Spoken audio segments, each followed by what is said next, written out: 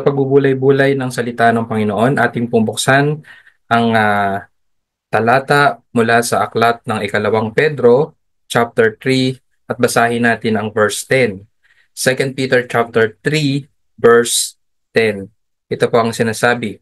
Ngunit darating ang araw ng Panginoon na gaya ng isang magnanakaw at ang kalangitan ay maglalaho kasabay ng malakas na ingay at ang mga sangkap ay matutupok sa apoy at ang lupa at ang mga gawang naroon ay masusunog. Pagpalain nawa tayo sa pagbasa ng ating teksto na ating pagbubulay-bulayan sa oras na ito. May mga number of hearings na nangyari kamakailan sa patungkol sa Senado, patungkol sa legalities ng pag-aresto kay former President Rodrigo Roa Duterte. Ito po ay in-execute ng CIDG. Ito po ay isang body ng ating mga kapulisan, and it was ordered by the International Criminal Court through the International Police or Interpol to translate or dalhin ang ating former president sa The Hague sa Netherlands. And there were calls to investigate. Kaya nga nagkaroon ng mga hearing. If there were human rights of former President Rodrigo Roa Duterte na na-violate during that first of a kind arrest in the history of the Philippines, ng isang former president ay inaresto sa utos ng International Criminal Court sa salang crime against humanity. Now, isa lamang pong bagay ang aking naintindihan dito. It is clear to me that the purpose of the several Senate hearings is to make sure that the serving of arrest warrant did not incur any human right violations on the part of the accused, no, sa part ng ating dating pangulo. Ngunit merong isang klase ng arrest for people who rebelled against God, which is sudden. No information whether when it will be served, coupled with immediate final judgment. And there were no arraignments needed. Ito po ang klase ng pag-arrest doon sa mga nagre-rebelde sa ating Panginoon. At ano nga ba ito? Ito ang ating pag-uusapan sa umagang ito. This is the parousia or the day of the Lord, or yung tinatawag nating Christ's second coming. Now, although parousia may be deferred in God's patience with sinners, katulad nga ng pinag-aralan natin last time, no?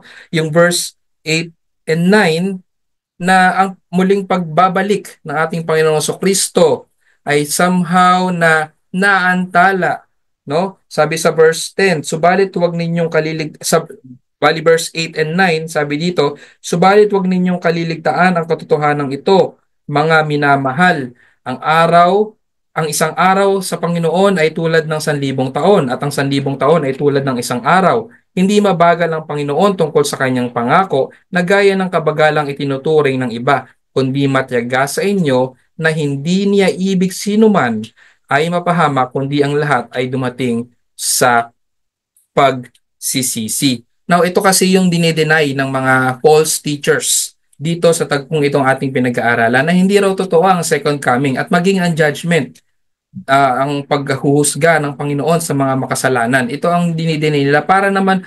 ma-justify yung kanilang way of life na talagang sinful, no? Wala naman palang darating na judgment. Bakit pa tayo mamumuhay ng may kabanalan? Yan ang sinasabi ng mga false teachers. Pero malino na pinag-aral natin last time na yung pagbabalik ng ating Panginoong Kristo ay somehow naaantala.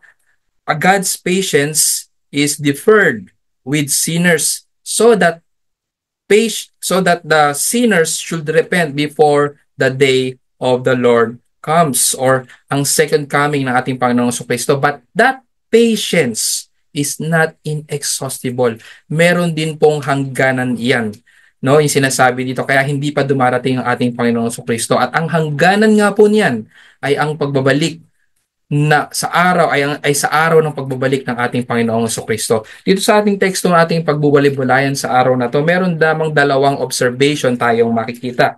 Sa verse 10 na ating binasa, ngunit darating ang araw ng Panginoon na gaya ng isang magnanakaw at ang kalangitan ay maglalaho kasabay ng malakas na ingay at ang sangkap ay matutupok sa apoy at ang mga lupa at ang mga gawang naroon ay masusunog. Unang punto po nating maobserbahan yung suddenness, the suddenness of Christ's coming.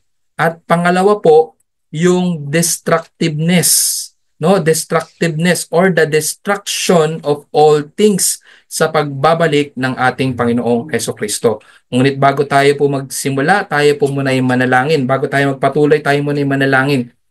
At hilingin natin ang tulong ng ating Panginoon sa ating pag-aaral sa oras na to. Tayo manalangin. O aming Panginoong Diyos, muli kami po ay lumalapit sa inyo at humihiling ng inyong guidance as we continue learning about the events that is about to come, ang pagbabalik ng aming Panginoong Kristo, the day of the Lord. At ano nga ba ang mga bagay na mapupulot namin sa pag-aaral nito? Nawa aming Panginoon, tulungan ninyo po kami at ang mensahe nawa ng Ebanghelyo ninyo sa mga talatang ito ay maipahayag, lalong-lalo na sa mga wala pa kay Kristo para sa kanilang kaligtasan. Salamat po. All this we pray in Jesus' name. Amen. Number 1, yung suddenness of Christ's coming. So, yun nga, dahil ang mga false teachers ay gustong dinideny nila ang bagay na ito. Pero, kung atin pong babasahin ang mga talata patungkol sa the day of the Lord or the second coming of Jesus Christ, makikita natin ang assurance. There is an assurance of the coming of Christ. Hindi lamang si Peter ang nagsasalita patungkol dito at ginagamit ang metaphor na katulad ng ang pagdating ng Panginoong Hesukristo, ang second coming ng Panginoong Hesukristo ay katulad na ay gaya ng isang magnanakaw, no? Hindi lamang si Peter ang gumamit nito at gumamit ang metaphor nito at thief in the night. Sa 1 Thessalonians chapter 5, sabi sa 1 Thessalonians chapter 5, ginamit po rin ni Apostle Paul ito. At ito po ang sinasabi. 1 Thessalonians chapter 5 verse 2. Sabi dito, sapagkat kayo rin ang lubos na nakakaalam na ang araw ng Panginoon ay darating na gaya ng magnanakaw sa gabi. Ginamit po rin ni Apostle Paul ang metaphor na ito. And this is a well-known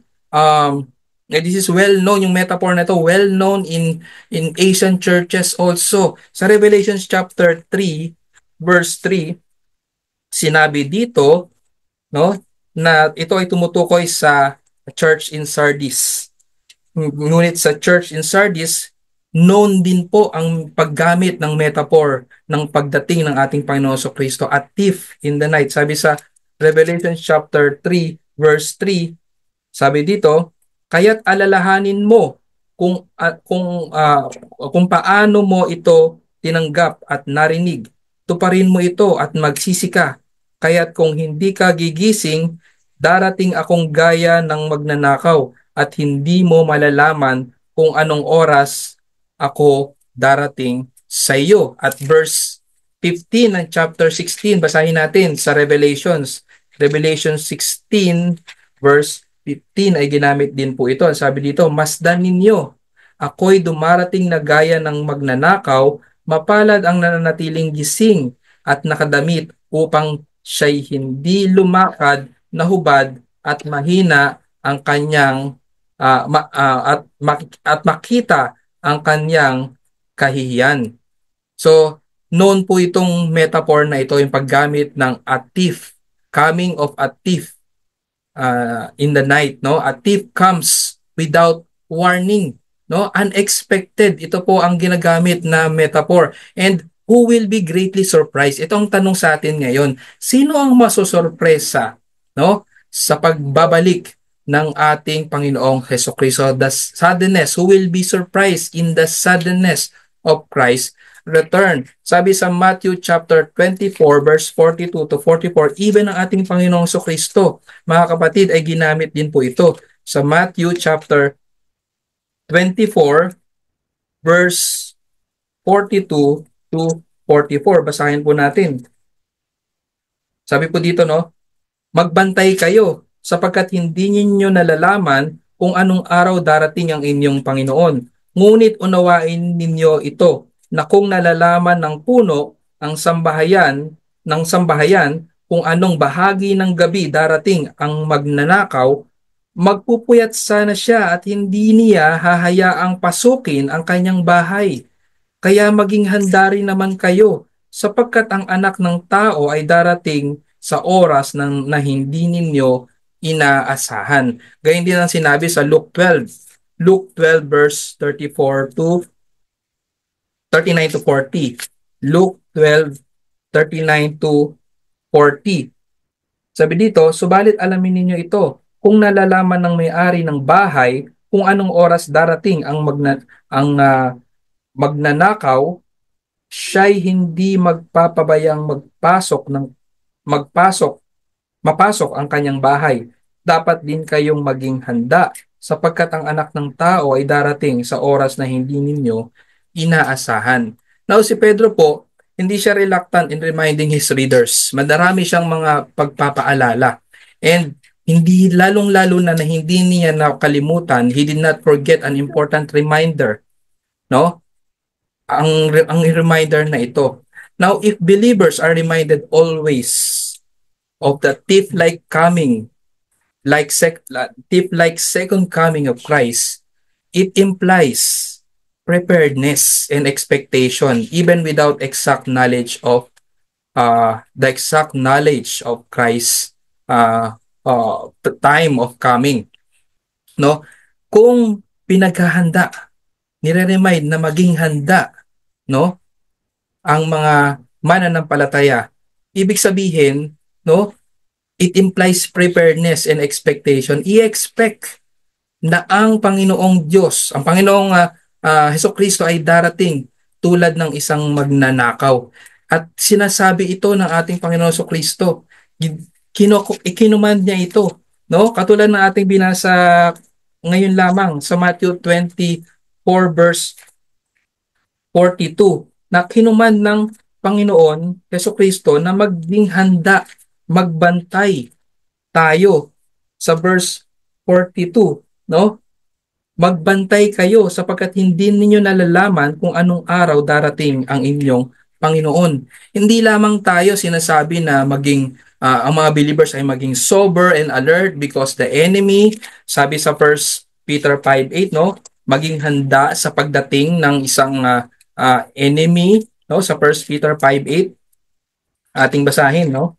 Sa 1 Peter 5:8, ito ay yung enemy natin pinapatungkulan dito is yung diablo. Sabi dito, magpakatino kayo, magbantay kayo. Ang diablo na inyong kaaway ay tulad ng leyong gumagala at umuungal na humahanap ng kanyang malalapa. Hindi lamang tayo sinasabihan na maging handa at magbantay dahil nariyaan ang enemy, no? Ang mananampalataya rin ay sinasabihan na maging gising, magbantay, be awake in order not to miss the parusya. Ibig sabihin, expectant tayo sa muling pagbabalik ng Panginoon at handa tayo. Katulad ng isang anak na nasasabik sa pagdating ng kanyang daddy o ng asawang babae sa pagdating ng husband. Ganon tayo. Dapat naghahanda at nasasabik, may kasabikan sa pagbabalik ng Panginoong Hesukristo. But para sa mga hindi mananampalataya, for the unbelievers, wala pong ganyan. There is no longing, no? Kaya sa tanong natin kanina, who will be surprised sa muling pagbabalik ng ating Panginoong Hesukristo? Itanong natin ang mga unbelievers, no? Tanungin natin sila, no, kung ano ang nalalaman nila about the second coming of Christ or anong nilalaman nila about sa eschatology. 'Di ba? No? Makikakitaan ba natin or makakaringgan makakarinig ba tayo ng sagot na nagmumula sa kanila? They know nothing sa mga ganong bagay. How about you, kapatid? Kapag tinanong ka about sa eschatology or dun sa second coming of Jesus Christ na dapat tayo'y handa at alam natin ang mga mangyayari, no? Sa the day, sa tinatawag na the day of the Lord, dapat meron tayong pagpupursige na alamin yun. Hindi tayo magiging parang wala lang sa atin ang topic na yun, which is a very great reminder para sa atin, para sa ating paghahanda sa pagbabalik ng Panginoong Kristo. No? People who do not have a heart for Christ doesn't even bother to know about when or how Christ will come again. Sana tayong mga mananampalataya, hindi tayo apathetic sa ganong topic, no? Tayo dapat ay may alam at aalamin natin yung kumbaga meron tayong kasigasigan, no? Alamin ang mga bagay na mangyayari lalong-lalo na sa pagdarating sa muling pagbabalik ng ating Panginoong Heso Kristo.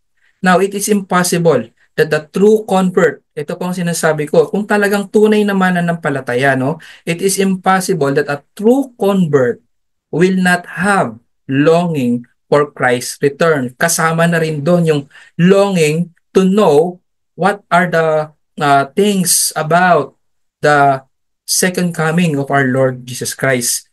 Nako, maaaring mga preoccupied ang mga isipan ng mga tao, no? Sa mga worldly things, preoccupied by the things of this world. People will not care about Christ's reign now.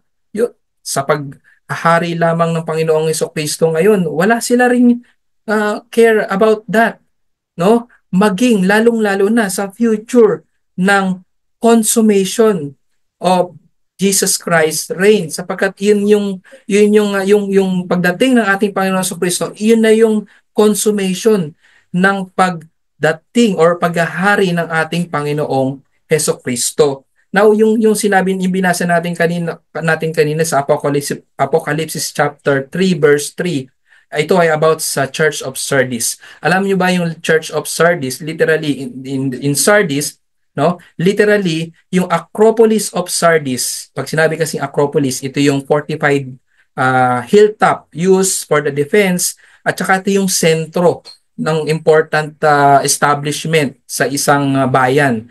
Yung Acropolis of Sardis, ilang beses na pong na-invade ng mga enemies yan. Several times na na-invade ng mga enemies by surprise, parang like a thief. Kaya nga dito yung sinasabi, nung sinabi dito sa Apocalypse chapter 3 verse 3, hindi to bagong metaphor sa kanila.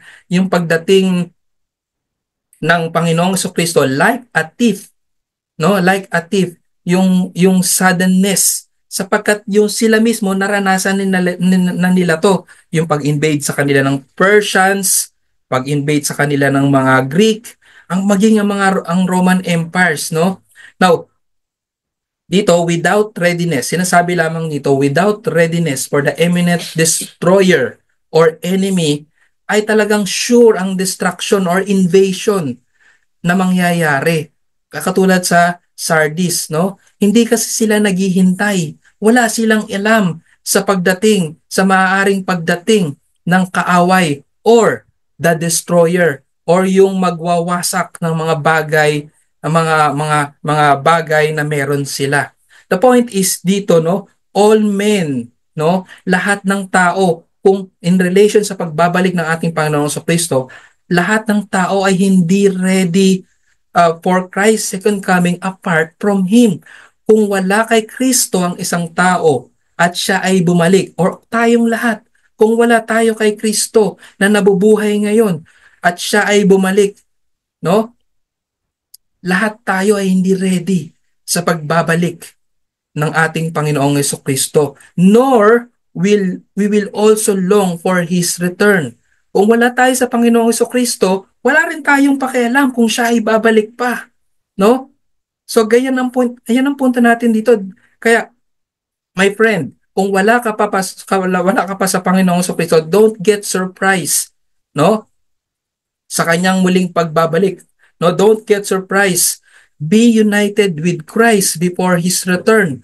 Repent and believe in Christ before He comes back. Now, sa pangalawang punto, ano naman ang i-expect natin, lalong-lalo na tayong mga mananampalataya sa muling pagbabalik ng ating Panginoong Kristo? Pangalawang punto, the destruction of all things. Ito yung mapapansin natin pangalawang bagay, yung observation, the destructiveness, no? Yung mangyayaring destruction or pagkawasak ng lahat ng mga bagay. Anong sabi sa ating teksto, no? Basahin natin muli.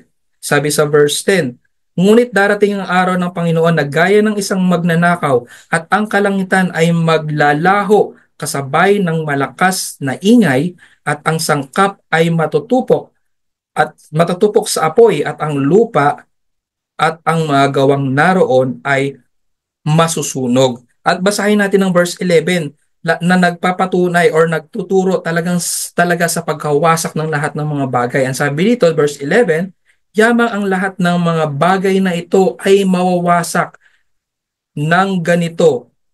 No? Ano ang uri ng pagkatao ang nararapat sa inyo sa banal na pamumuhay at pagiging makadiyos? So sinasabi dito yung destructiveness ng lahat ng bagay. Now dito, contrary sa dispensationalism, no, that the destruction of all things ay mangyayari after 1,000 years when Jesus Christ comes back, no, in peace physically. Kasi mayroon pa nga silang tinatawag na rapture, yun yung secret coming of our Lord Jesus Christ at magkakaroon ng ng 7 years of tribulation at doon nababalik ang Panginoong Hesukristo or maaaring babalik siya sa mid-trib, post-trib uh, or pre-trib. Meron pa nga ganun ang dispensational. Pero ang sa kanilang paniniwala basta bago babalik ang ating Panginoon Hesukristo before ng thousand years of Christ's reign. At after 1,000 years, doon pa lang mangyayari ang destruction of all things. Yan ang paniniwala ng mga dispensationalist, no? And may tanong tayo dito ngayon. Pag sinabing does it mean annihilation of everything or talagang mag-cease to exist ang lahat ng bagay? Ganun na lang ba ang mangyayari? No? Dito sa ating teksto malinaw na ang pagbabalik ng ating Panginoong Kristo ay kasabay ng destruction of all things. No? And ang tanong sa atin, does it mean annihilation of everything? Ating tuklasin ang sagot patungkol dyan. No? Let's try to find the answer. No? Let's try to find the answer do sa tanong na yan. Does it mean annihilation of everything? Here sa verse 6 ng chapter 3, merong sinabi dito, no? Maaari nating kakitaan ng sagot, no? Sa verse 6 ng chapter 3, 2 Peter, sabi dito, at let me try to read to you, sabi dito, na sa pamamagitan din nito ang daigdig noon ay inapawa ng tubig at nagunaw. Pero sa English, ginamit po dito ang salitang will be destroyed. This was destroyed, no, by the flood. Was destroyed by the flood. Now, manonotice din natin yung salitang destroyed ay ginamit din sa verse 11 na binasa natin kanina. Sabi dito, yamang ang lahat ng mga bagay na ito ay mawawasak ng ganito. Kung babasahin natin sa English, ginamit din ang salitang destroyed, no? Same and kung ating pong pagbubulay-bulayan, the term destroyed na ni-repeat sa verse 11, ginamit sa chapter 6, verse 6 at ginamit din sa verse 11, makikita natin dito na maaaring yung salitang destroyed na pagkagamit ng salitang destroyed doon sa verse 6 ay maaaring kaparehas din ng ibig sabihin or application sa verse 11 na destruction or destroyed. Kaya dito, yung earth na nangyari sa verse 6, no, ang mundo ay winasak sa pamamagitan ng baha. The earth was not annihilated pero na-destroy during sa pamamagitan ng baha, no, ay pareho ring earth na madedestroy, not annihilated, ngunit madedestroy din sa pamamagitan ng apoy. Ngaw, ang tanong sa atin, does it mean annihilation that everything na nakikita natin sa mundong ito, sa mundong ibabaw, will just cease to exist, bigla na lang mawawala? So ito po ang maaring sa kasagutan natin diyan. Binibigyan lamang po natin ng maaring kasagutan ang tanong na yon. The new earth will be the planet, no? We presently inhabit, no? But will be set free from its slavery to corruption into the freedom of into the freedom of the glory of the children of God. Ano sabi sa Romans chapter 8 verse 12? Romans chapter 8 verse 12. So ang ibig sabihin lamang, kung hindi na destroy or totally nag-cease to exist ang buong ang sandaigdigan nung ginunaw ito ng Diyos sa pamamagitan ng baha, no? Hindi rin magsicease to exist by by the using of the term destroyed ang buong ah, ang buong sangnilikha, no, sa muling pagbabalik ng ating Panginoong Kristo. Ngunit ito ay magiging bago, no? It will be set free from its slavery to corruption into freedom of the glory of the children of God. Romans chapter 8 verse 21. No, sabi dito sa Romans chapter 8 verse 21 na ang sangnilikha naman ay mapapalaya mula sa pagkaalipin sa kabulukan tungo sa kalayaan ng kalwalatian ng mga anak ng Diyos. So this is still the same earth, no? This will still be the same earth na ating ginagalawan ang gagawing bago ng ating Panginoon. It will not cease to exist, but this will be renewed.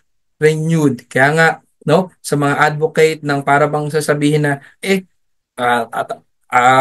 tatanggalin naman or papalitan naman ng Diyos to, this will cease to exist, yung mga bagay na ito, bakit pa natin kailangan pangalagaan ang kalikasan? So dito po natin makikita ang sagot, no? No?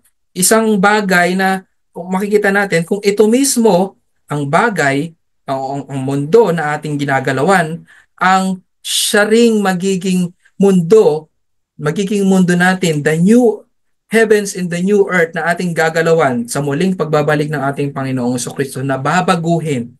No, sa panahon pa lamang ngayon ay dapat pinangangalagaan pa rin natin at hindi natin inaabuso ang kalikasan na meron tayo sa oras na to.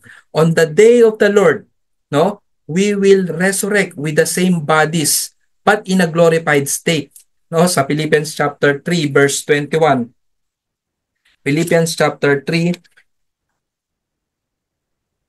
sabi sa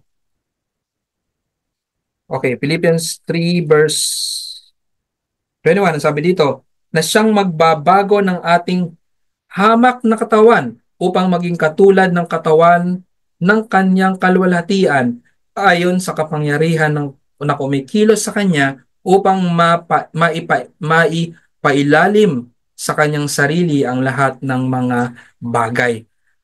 Katulad natin, that this body na meron tayo ay same body that we will have, ngunit in a glorified state. Gayon din ang mundo na ating ginagalawan.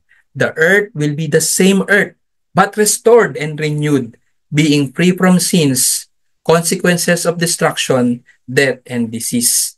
At ang lahat ng ito ay magbibigay ng kalwalhatian at glory sa ating Panginoon kung sa kaganapan ng lahat ng mga bagay na ito. Anong point natin ngayon? Anong point natin?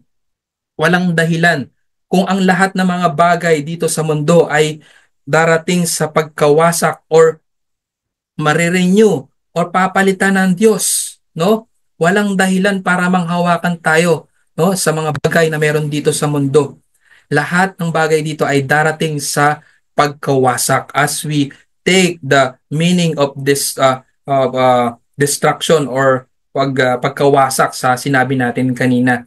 yung mga yaman dito sa mundo na dahilan kung bakit ayaw ng mga kaibigan natin kay Kristo, bakit ayaw kay Kristo ng mga humahamak kay Kristo na magpasailalim sa ah, kanyang paghahari.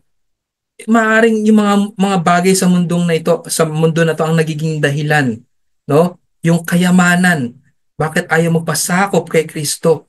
Now, yung kayamanan talaga, deceitful yan.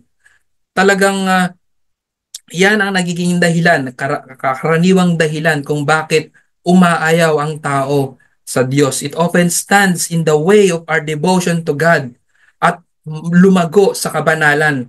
Talagang malaki ang nagiging ah, ah, epekto ng kayamanan maging sa buhay ng mga mananampalataya. No? Kaya nga tayo sinasabi na bantayan natin ang ating mga puso sa deceitfulness of wealth, na hindi tayo dapat na nagpapaalipin sa kayamanan. We cannot serve both God and Mammon. And knowing the fact, dapat uh, tayo ay hindi reliant sa kayamanan na ito. Otherwise, ito ay parang idolatry na sa atin, no? Para nagiging Diyos na natin ang mga kayamanan na yan kung iyan ang ating pinagtitiwalaan. Lahat ng mga bagay na ito na ating kino-consider or talagang pinanghahawakan or na meron tayo, no? Mayroong mga bagay naman talaga na mahalaga, no? May mga bagay na mahalaga talaga dito sa mundo. Kumbaga kung sa halaga or amount or yung weight nito, meron talaga mga precious things. Pero hindi tayo dun mananangan. Sapagkat ang mga bagay na to, kahit gaano pa ka-precious yan, kahit gaano pa kamahal ang bagay na meron ka, no?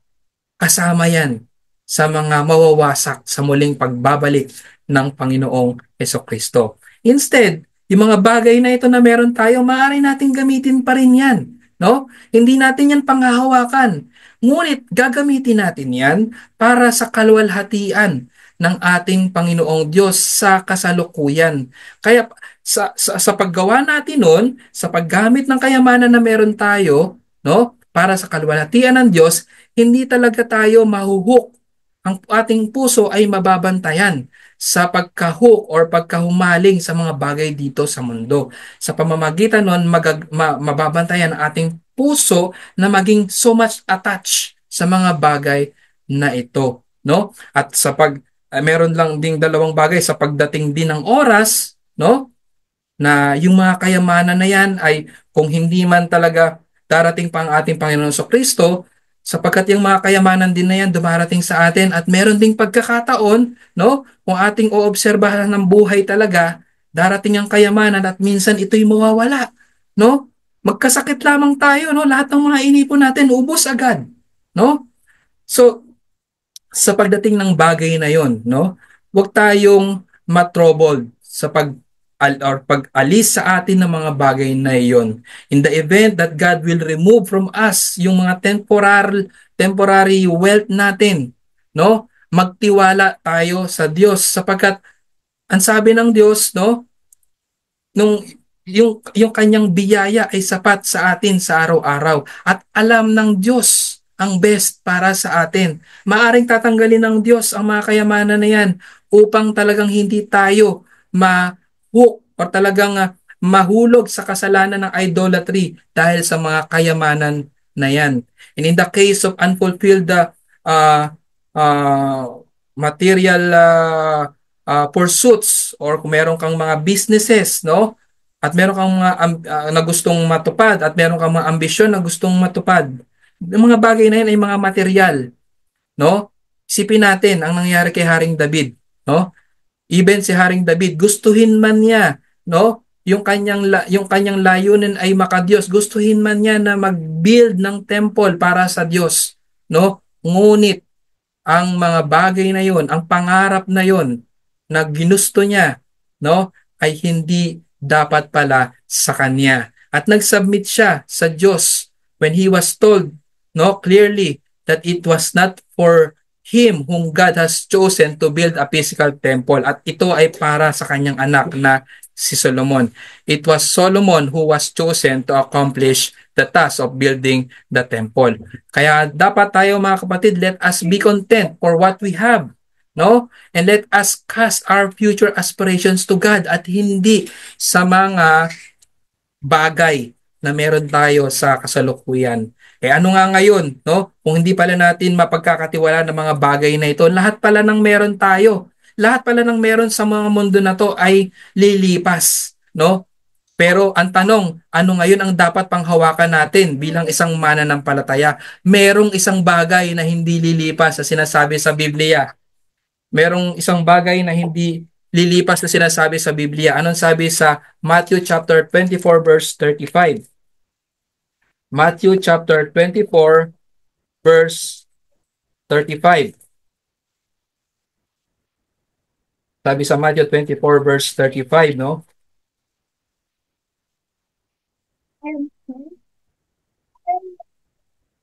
Sabi dito, ang langit at ang lupa ay lilipas, ngunit ang aking mga salita ay hindi lilipas. Mga kapatid, panghawakan natin ang salita ng Diyos na ito ay hindi lilipas sapagkat ito ay walang paglipas, no? At ano pang mga application na pwede nating ah, gamit sa ating pag-aaral ng itong part na ito, no? This is not a popular talk. Pag sinabing Day of the Lord, ay, Judgment Day. No? This is not a popular talk sa many casual conversation. Mabuti pa nga yung kaso ni Duterte sa ICC ay talagang ilang beses pinag-uusapan maging sa Senate, no? Sa Senate ay pinag-uusapan talaga. Pero ang kaso natin laban sa Diyos ay ayaw pag-usapan, no? Ayaw pag-usapan ng mga hindi man ng mga unbelievers, no? Maging ang mga believers, no? Yung mga professing Christians, ayaw pag-usapan ang mga bagay na to, yung day of judgment, no? Yung coming of the Lord Jesus Christ, hindi ito popular talk para sa mga tao. And mga kapatid, this is a literal socio-spiritual problem. Pag sinabing socio, it concerns about citizens, no? Socio-spiritual problem. Masabi natin socio-spiritual problem sapagkat indeed, this is something spiritual problem, but literal din to. Problema ng lahat ng mga citizens of this world. All citizens of this world has this problem of destruction coming like a thief, no? No? And kung wala tayo kay Kristo, kasama tayo sa may problemang ganito. Kung babasahin natin ang mga tekstong ito sa mga spiritual problem, no? Yung pagbabalik ng ating Panginoon sa Kristo, but it will actually happen. Talagang darating ang ating Panginoong Hesukristo. At actually lahat ng tao, kung wala kay Kristo, ay haharap sa ganitong problema, the problem of destruction. And if not for the plan of God to escape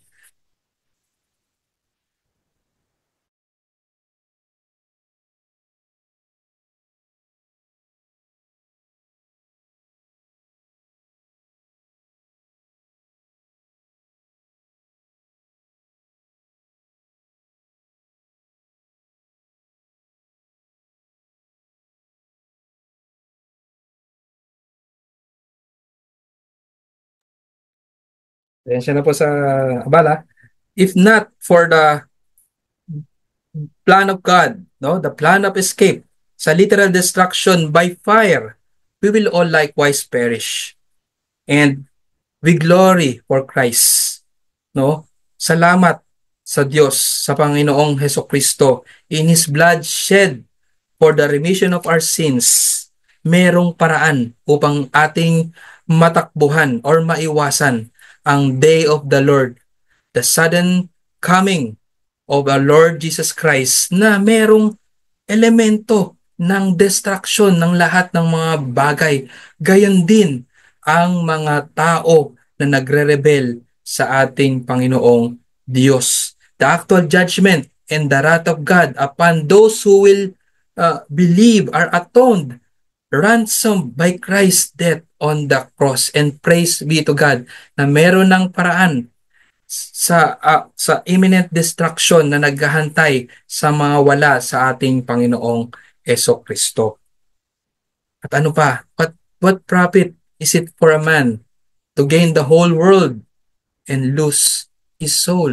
Sinabi niya sa salita ng Diyos, no? Yung mga bagay na ito meron dito, hindi natin, kumbaga, actually, salita na to, no, what profit is it for a man to gain the whole world and lose his soul? Talagang medyo ano pa to yung kumbaga na kumbaga posible ba sa isang tao na mag-gain niya or angkin niya ang lahat ng mga bagay sa mundo? Hindi, no? Pero kung posible man 'yon, hindi pa rin 'yon sasapat, no? Para mailigtas ang kanyang kaluluwa, no? Hindi 'yon nararapat na tiwalaan niya para sa kaligtasan ng kanyang kaluluwa. Sabi pa nga, it will be easier for the camel to pass through a needle eye than for the wealthy to enter the kingdom of God. Kaya po tayo mga kapatid, wala tayong dapat na angkinin sa mundong ito or maging dahilan upang maging anchor ng ating tiwala, no? Na tayo ay tatanggapin ng Diyos sapagkat meron tayo ng mga bagay dito sa mundo. Hindi po. Walang ganun po na makapagliligtas sa atin, no? Lalong-lalo na kung itong mga bagay na to ang naglalayo pa sa atin sa kaligtasan, sa pagsampalataya, sa tanging daan ng kaligtasan, kundi ang ating, walang iba kundi ang ating Panginoong Hesukristo. At para sa mga kaibigan natin na wala pa sa ating Panginoong Hesukristo, ang topic na ito ay mahalaga, kaibigan. Nawa pagbulay-bulayan mo ito na totoo ang muling pagbabalik ng Panginoong Hesukristo. At kung wala ka pa kay Kristo, no? Totoo ang sinasabi sa Biblia na ang lahat ng wala sa Panginoong Hesukristo ay bubuhayin muli, no? At dadalhin sa walang hanggang pagkawasak. Yung walang hanggang pagkawasak na sinasabi dito sa salita ng Diyos ay yung bubuhayin ng katawan mo, no? You will have physical body, to suffer, no? To be destroyed eternally in the eternal fires of hell. No, kaibigan, ayaw natin na ikaw ay mapahama, kaibigan. May paraan upang ikaw ay maligtas. Nawa ikaw ay magsisi sa iyong kasalanan at manampalataya kay Kristo, no? Para sa iyong ikaliligtas. Ngayon, ang sinasabi, ang pagbabalik ng Panginoong Kristo ay sudden. Ibig sabihin, hindi natin alam kung kailan. Hindi natin alam ang timing. Kaya huwag ka nang tumiming, kaibigan. Ang sabi ng Panginoong Kristo, magsisi ka ngayon na hanggang may panahon ka pa. Tayo manalangin. O aming Panginoon, maraming salamat po muli sa inyong salita na aming pinagbulay-bulayan sa oras na to. Salamat Panginoon at inihahanda mo kami sa pagmuling pagbabalik ng aming Panginoon at sariling tagapagligtas, ang aming Panginoong Hesukristo.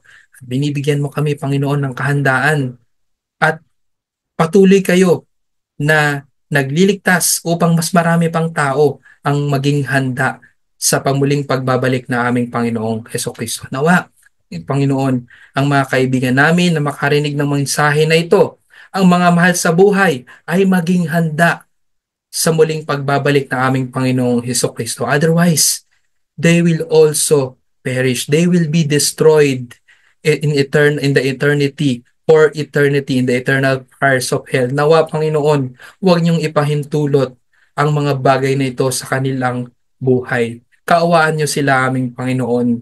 Nawa sila man ay hindi malampasan ng biyaya ng inyong kaligtasan sa pamamagitan ng Panginoong Hesukristo. Ito po ang aming samod dalangin sa pangalan ni Jesus. Amen.